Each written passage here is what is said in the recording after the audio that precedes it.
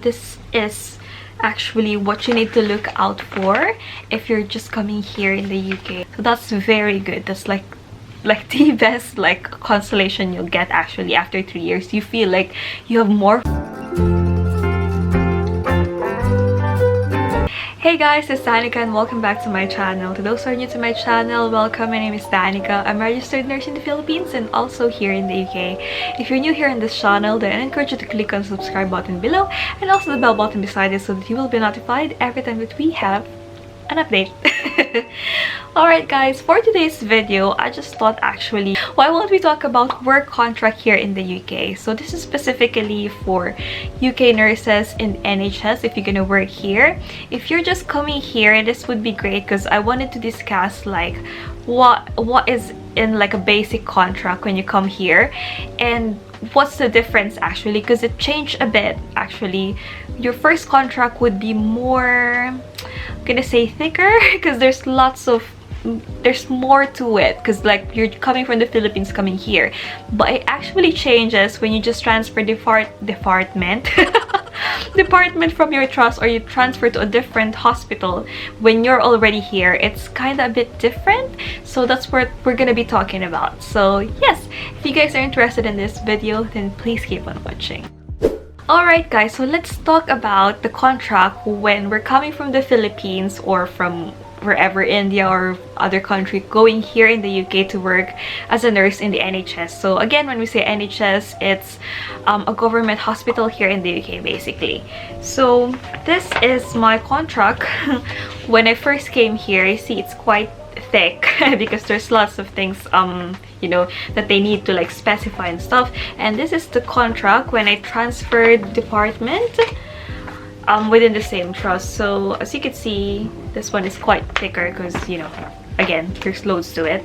So what does a typical like work contract here like looks like? So you'll have like introduction, your job title, your date of appointment, your contract type, place, hours of work, holiday entitlement, sickness, absence, DBS, so like security checks, health and safety, infection control, data protection, information governance, and lots of things, mandatory trainings, it states here, and then working regulations, about unions, and then your signature that you understand all those things and the values of the trust or the NHS.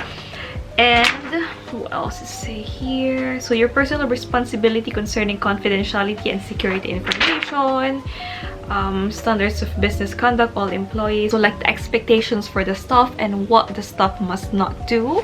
So it all states here, like gifts, hospitality, declaration of interest, and outside employment as well is also here. And there's an addendum as well to the employment contract. So this is actually what you need to look out for if you're just coming here in the UK. So it says here like the duration, the food, the overtime pay, and then there's a line here that states, I don't know if like different hospital does this, but it states here that if I completed my contract, they should shoulder my flight ticket back to the Philippines after 3 years if I completed it. Or what else is here? And like if the death of an employee, and emergency medical services, termination. And it will also state here like how much you're gonna pay the trust, because apparently if you don't complete your first 3 years here in the UK, you need to pay them depending on like, I think they calculate it depending on how much time more do you need to actually complete with your contract. So it gets lesser when you complete like 2 years and stuff, but it is because they sponsored you, and of course trainings, they paid for your trainings and all that, so you kind of have to. So you must finish your 3 years contract. So everything is here, like your reimbursement for your IELTS or OET and all those things. So this is pretty much my very first contract here in the UK. And then when I transferred department, it's just like, wow, 4 pages back to back. So it doesn't have now like the addendum to the contract, but obviously if you're still within the 3 years, you are still like bound for this for this clause because, like, you know, you're still completing your initial contract basically. But this is what it is now. Alright guys, so before I actually forget, on the first contract, so normally you would be a band 3 or band 4 depending on your trust before you come here until you pass your 𝘂𝑆𝑐𝑖. So it will also state in there like you will have the salary, not unless you actually, you know, pass your 𝘂𝑆𝑐𝑖, you will have the salary of a band 5 nurse here. So yeah, I've heard, again, I had a vlog before wherein I'd say like some trust is actually, you know, offering like a band 5 salary for those who doesn't have an 𝘂𝑆𝑐𝑖 yet. So if you want to know more about that, I'll put the link below about that vlog. And also guys, just a special note, because here the salary keeps changing and stuff like that, so whatever is written in your contract, that's just the basic. So for example, you came here in the UK and like it has changed, like a new tax year, so like normally there would be a slight increase on like the salary. It will also change, so don't worry about it too much. You know, we all have the same like salary as whichever nationality you are as a band 5. There's no discrimination or anything like that. So as soon as you come here, whatever the present salary of a band 5 nurse, you will do have as well. So yeah. New trust now that I transferred, it's actually just electronic, so I haven't printed it out. So it kind of looks the same like this, but because I've actually finished my 3 years here in the UK, I am not bound to this agreement, so I can actually just, you know, leave and transfer to a different trust. So basically, if you do transfer anyway, like to a different trust, you actually need their sponsorship again, which they will pay for. But the good thing is they don't really have like, even though they're sponsoring you and like they're giving you a 3-year contract, it doesn't state anything like if you didn't finish your 3 years contract with us, you're gonna be paying us and stuff like that. No.